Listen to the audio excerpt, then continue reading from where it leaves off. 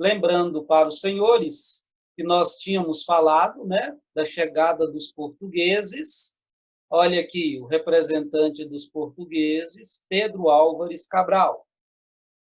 Nós vamos ver o período sequencial, a chegada oficial dos portugueses, que é o ano de 1501 a 1503, principalmente na época de um rei português chamado João. Vou colocar o nome dele aqui, o rei João III. Tá beleza? João III, então, é o rei de Portugal. Esse aqui é Pedro Álvares Cabral, tá, gente? Não é ele, não. Então, o rei chama João III. A partir de João III, se estabelece uma política para o território brasileiro. Era a política lusitana para a terra tupiniquim, né? Aí chega este personagem aqui, ó, coloquei ele aqui para vocês. O nome dele é Fernando de Noronha. Fernando de Noronha. Então, o que Fernando de Noronha vem fazer no território brasileiro? Primeiramente, ele vem justamente fazer uma série de expedições, né? E, evidentemente, que o interesse de Fernando de Noronha é um interesse econômico, ele quer ganhar dinheiro.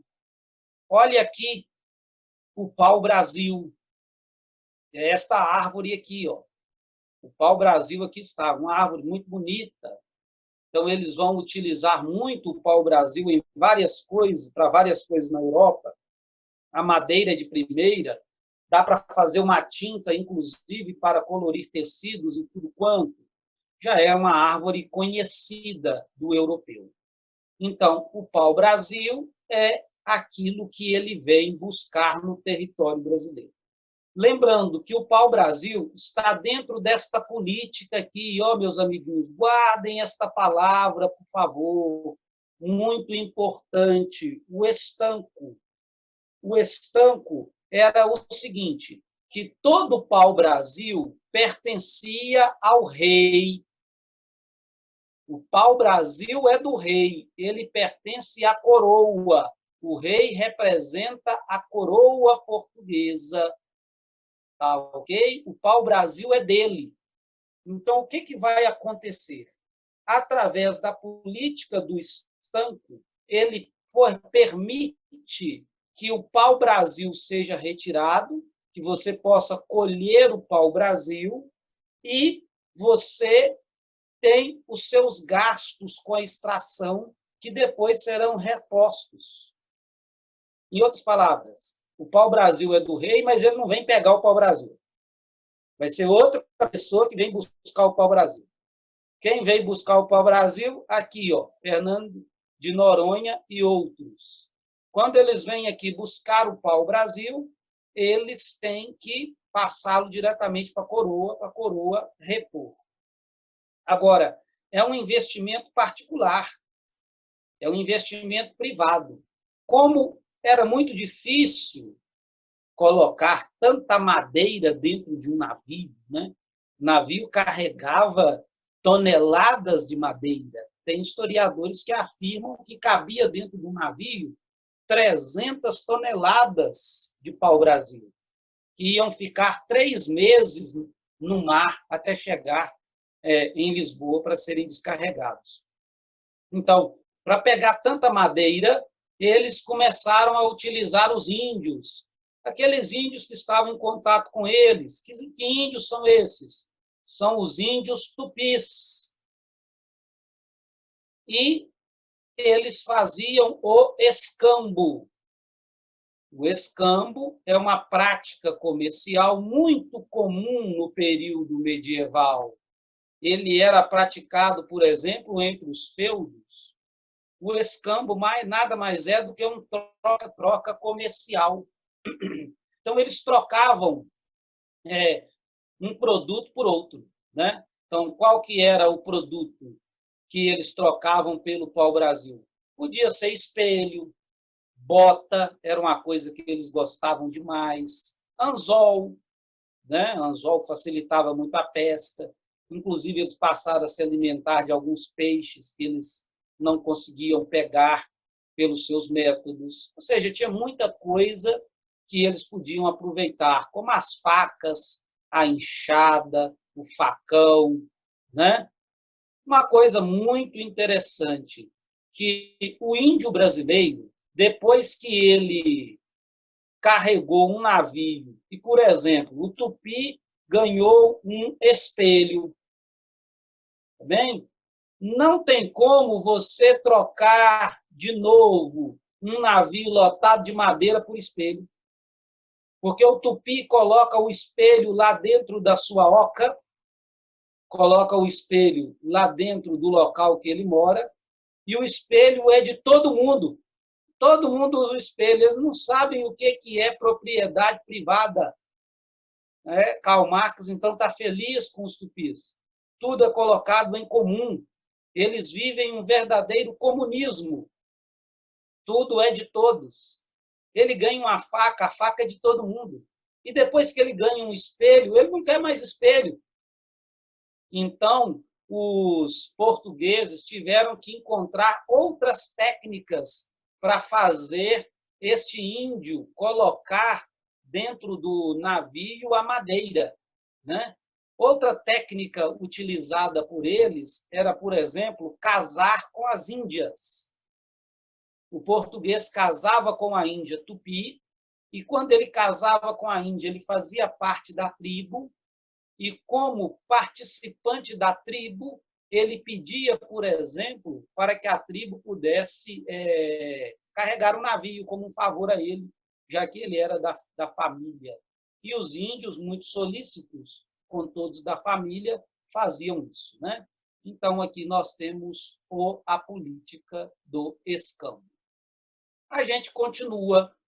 Então, nós vamos sair aqui agora do período de 1503, vamos passar para a próxima etapa dentro do Brasil colônia. A próxima etapa dentro do Brasil colônia, nós vamos ver aqui agora, são aquelas relacionadas às expedições militares. Uma série de expedições militares foram feitas no território brasileiro para consolidar o domínio português. Tá beleza? O grande nome aqui agora, deste próximo período da história brasileira, período que vai de 1516 a 1526. Lembro para vocês que quem é o rei de Portugal ainda continua o mesmo indivíduo. O rei de Portugal é o senhor João, né? João III. Então, estamos ainda no período de João III. João III, ele vai morrer somente em 1557. Tá ok? Então, nós estamos ainda no governo de João III. João III, então, envia para o território brasileiro este personagem aqui, ó, Cristóvão Jacques. Então, Cristóvão Jacques vem para o território brasileiro por um motivo muito simples. Povos como a Holanda, como a França, não aceitam o Tratado de Tordesilhas. Questionam o Tratado de Tordesilhas. Tratado este que nós já falamos em sala de aula no primeiro capítulo do ano, no capítulo 1. Só lembrando para vocês. Aquele acordo ratificado pelo Vaticano entre a Espanha e Portugal. Aquilo que estava à esquerda da linha seria espanhol e aquilo que estava à direita seriam posses portuguesas. O Papa ratificou. A França não aceita. Inclusive, né, o monarca francês escreve ao Papa, pedindo ao Papa uma cópia do Testamento de Adão. já que Adão deixou as terras do planeta para o Papa dividir entre as pessoas. Eles não vão aceitar este domínio português aqui no litoral brasileiro. E o que vai acontecer? Eles vão vir aqui no território brasileiro, nesta faixa de território brasileiro, para saquear, larapiar as riquezas do Brasil. Eles vêm aqui roubar o principal produto. O principal produto é o pau-brasil. Então, o senhor Cristóvão Jacques, aqui está, veio com uma frota militar para defender o território brasileiro. Ok? O episódio mais famoso do senhor Cristóvão Jacques é quando ele captura, no ano de 1532, um grande navio francês. Aqui, ó, 1532. Né? Eles vão capturar este navio chamado Pellerini. Era um navio que veio saquear riquezas no território brasileiro. Esse navio já estava prontinho para o embarque, já estava prontinho para sair. Então, além de ganhar o navio, os portugueses, né, encontraram como carga do navio 300 toneladas de pau-brasil, que era a carga desses navios e etc. Ok? Então, olha lá, ó, de 1501 a 1503, nós temos o estabelecimento no território brasileiro de feitorias e tudo quanto. Mais de 10 anos depois, o interesse retorna ao Brasil por causa das nações que querem roubar nossas riquezas. Nossas riquezas, sim, as riquezas que Portugal diz que são dele. Eles vêm defender através de expedições militares. Nós continuamos este processo. Nós vamos agora para os fatos que vão ocorrer no território brasileiro a partir de 1530. Então, pessoal, aqui a política no território, com relação ao território brasileiro, a política estabelecida pelo rei João vai mudar.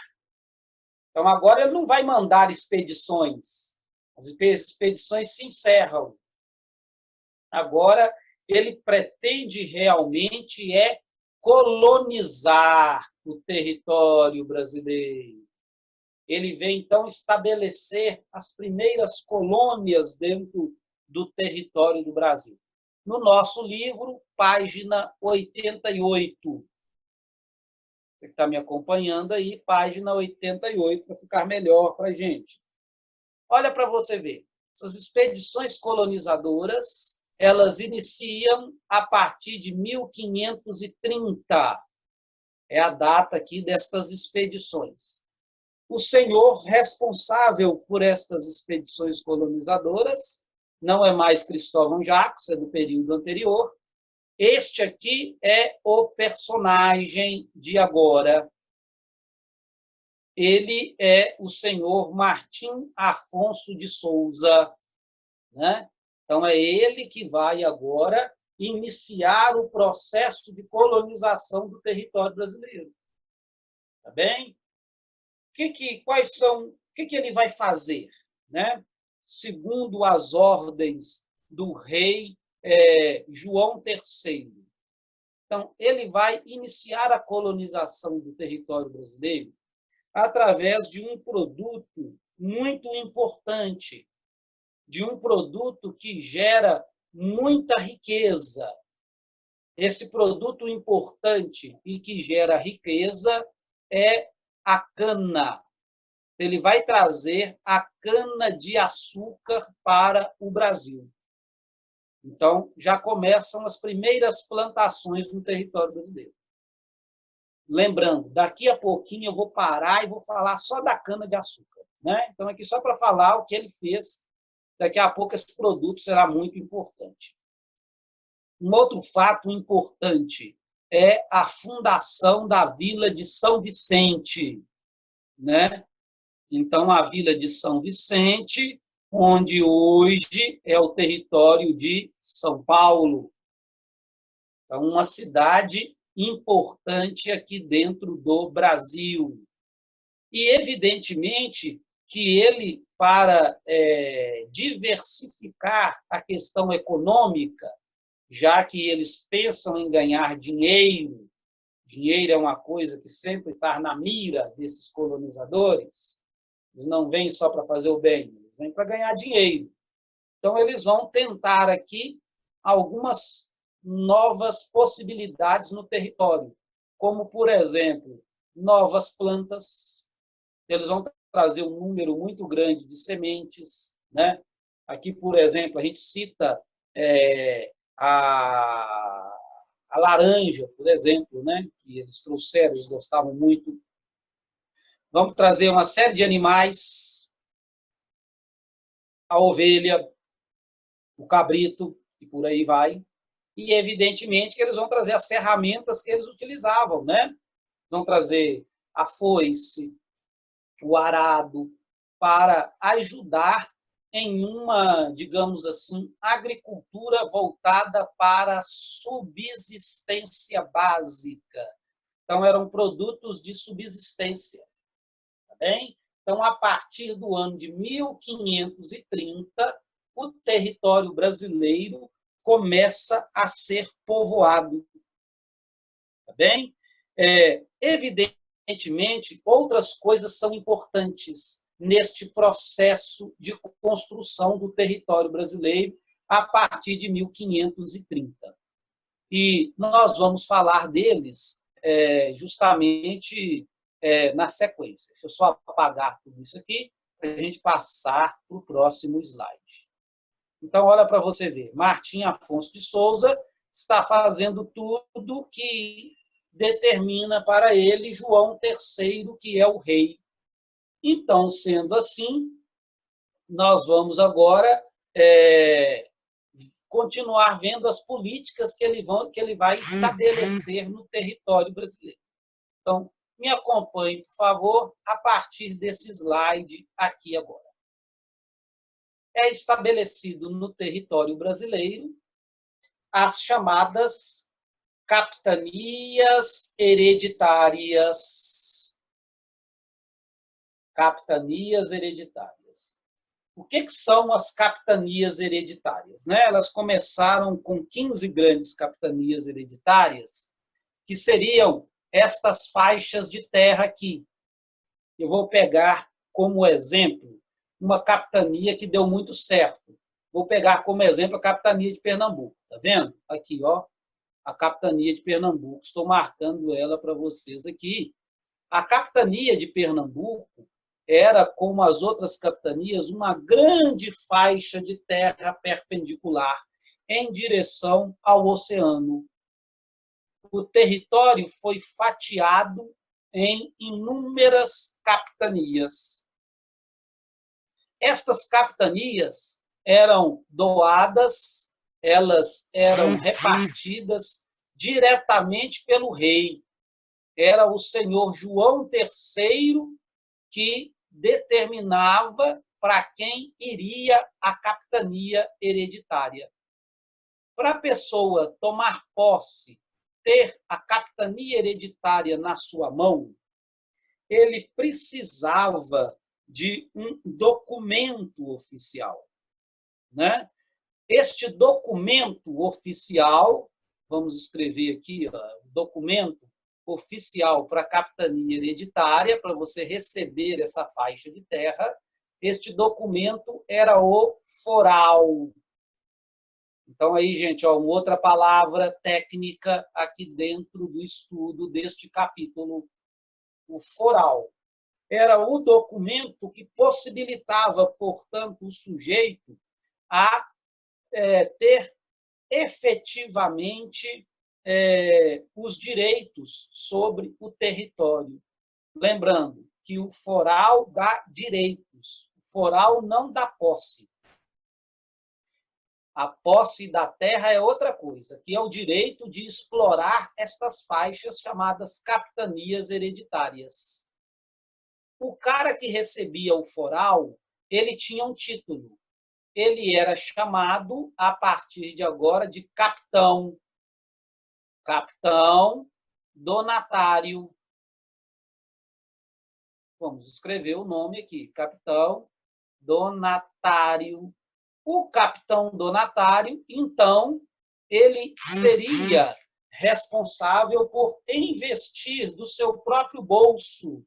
Ele tinha que investir dinheiro aqui dentro da capitania hereditária, né? E o que Portugal ganhava com isso? Portugal ganhava com isso o imposto. E o imposto português era chamado de quinto. É uma outra palavra técnica para a gente entender este capítulo. Então, preste atenção, por favor, que já apareceram 3 palavras importantes. O foral, que era o documento que permitia a exploração dessas faixas perpendiculares chamadas de capitanias hereditárias. Você tem a constituição do capitão donatário. O capitão donatário, então, vai investir e, quando ele conseguir o dinheiro, o retorno econômico, ele vai pagar o quinto, né? Que é 20% de toda a produção de cana-de-açúcar, por exemplo, ou de algodão, ou de tabaco, ou as drogas do sertão. Daqui a pouco nós vamos falar desses produtos de um modo mais preciso. A partir do momento que nós temos o estabelecimento do acordo entre o senhor João III e o capitão donatário, né? Este acordo era firmado através do foral, então nós vamos ter o estabelecimento de direitos e deveres. Lembro para vocês que nós estamos ainda naquele ambiente, né? Naquele ambiente do mundo medieval. E este ambiente do mundo medieval, ele exigia, através do Tratado de Vassalagem, direitos e deveres. Então, o foral também estabelece direitos e deveres. Então, vamos ver quais são os direitos, né? O direito do capitão donatário, ou melhor, o direito aqui do capitão donatário e etc., era das pessoas que ele traziam para o território, que são os colonos. Então, não são chamados de servos. As pessoas que chegam ao território da capitania hereditária são os colonos. Estes colonos, eles vão ter que pagar imposto. Este imposto é destinado ao capitão donatário, tá?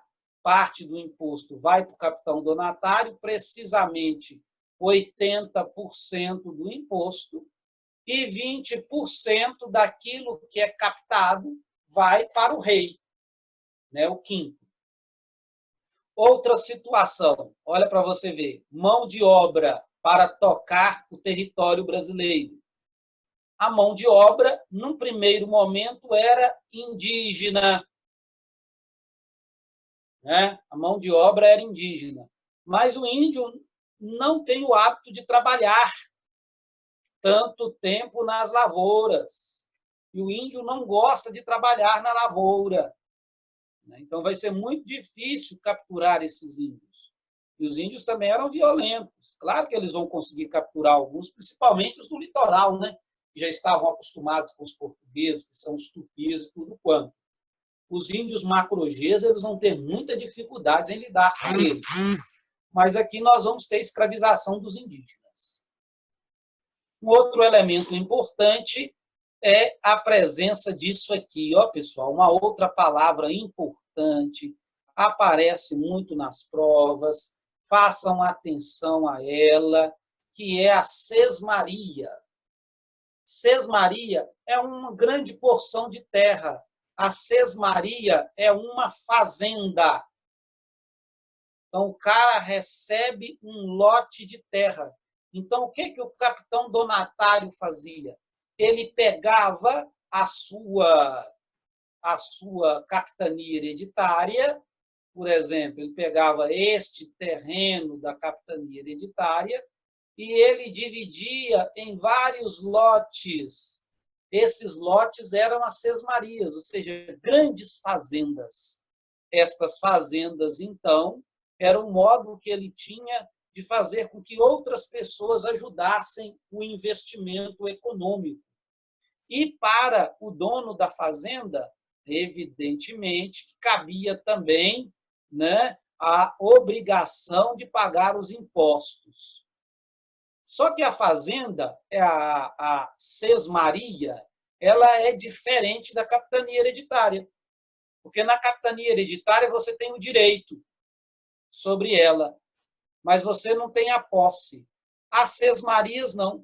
O dono da sesmaria tem a posse do terreno, tem um documento de escritura.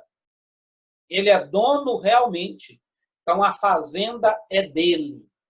Ok? Então, este é um direito que a pessoa tem.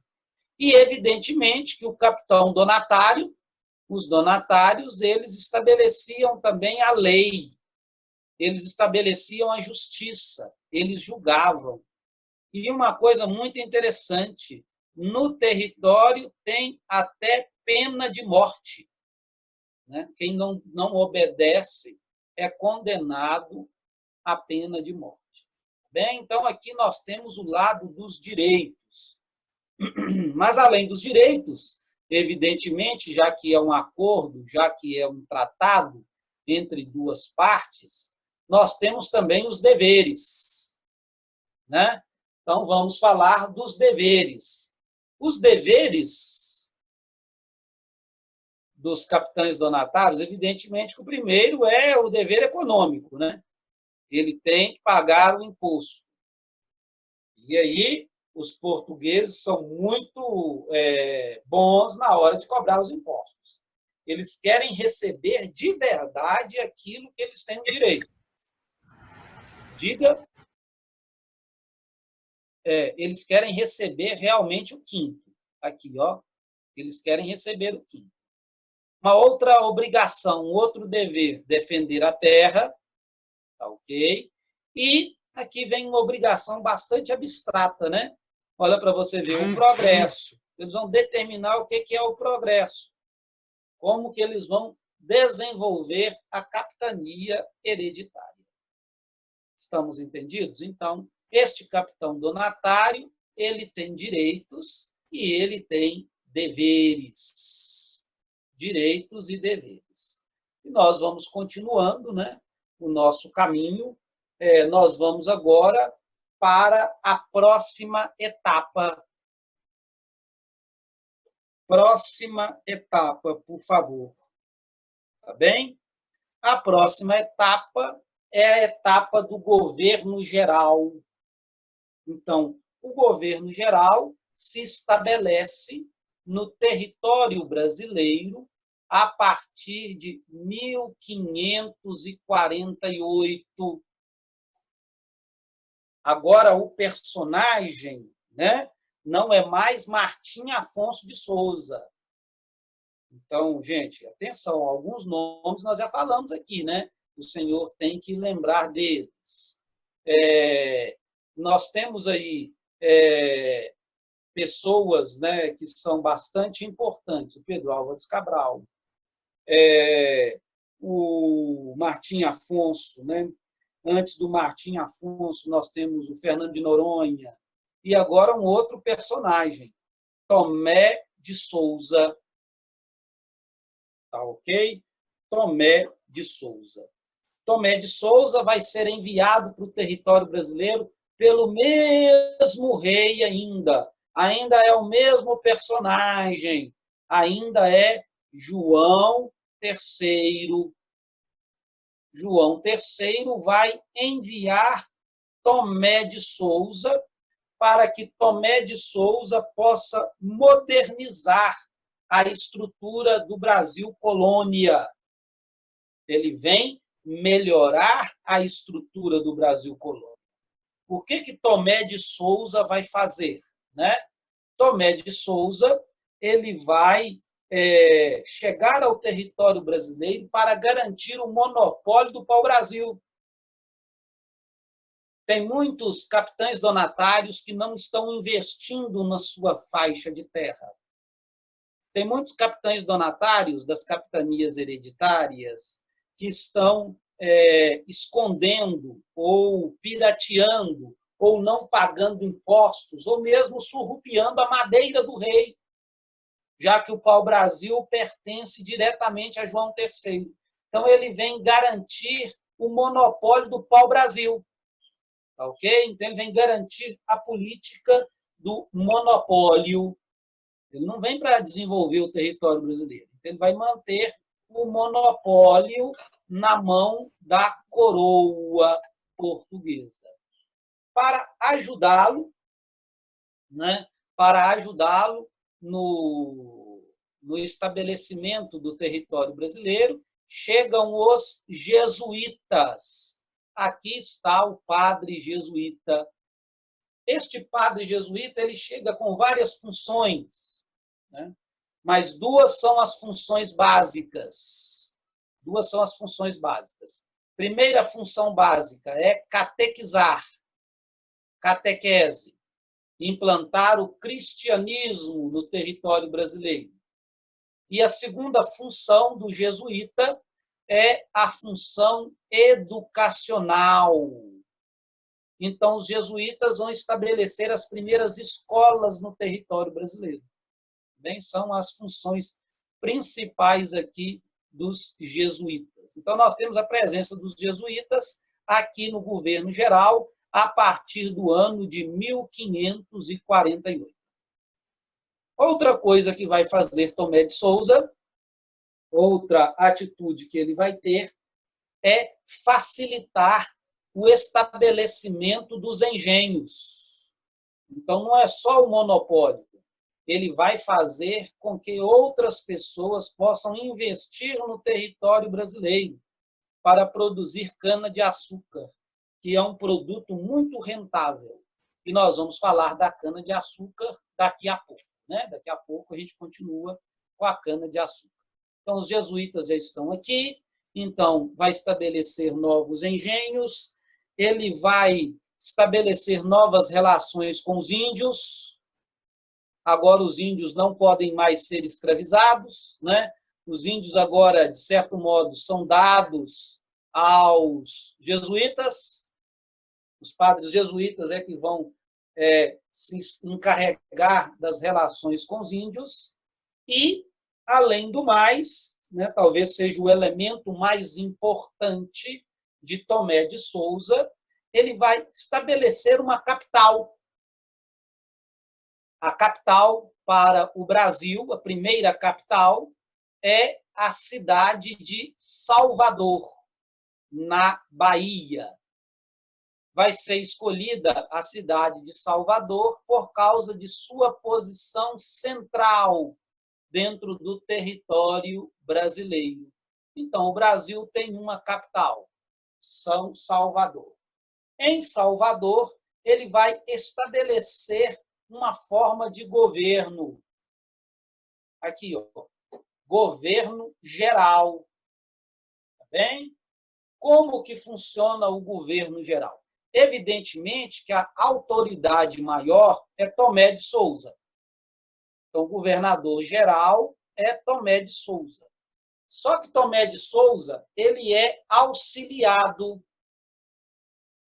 Ele vai ter o auxílio, pelo menos, de 3 personagens, de 3 pessoas importantes. Estão eles aqui, né? Quais são eles? O ouvidor-mor, o provedor-mor e o capitão-mor. Eles vão auxiliar Tomé de Souza. O ouvidor-mor é aquele, para a gente traduzir, para a gente entender melhor, né, como é que funciona, é aquele responsável pelo poder judiciário.